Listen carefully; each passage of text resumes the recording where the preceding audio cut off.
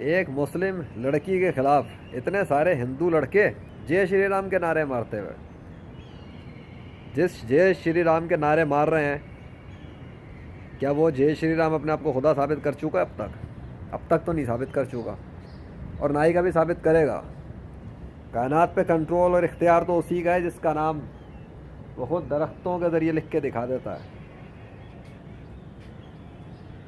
Camera बदल के भी दिखा दूँ?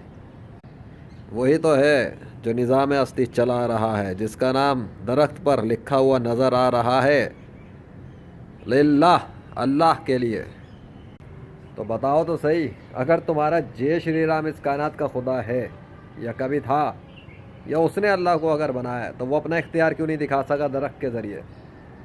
हैं, कृष्णा, विष्णु, हनुमान वगैरह क्यों नहीं दिखा सके? ये सब तो शिकस्त खा चुके हैं लेजेंड के हाथों अल्लाह के हुक्म से।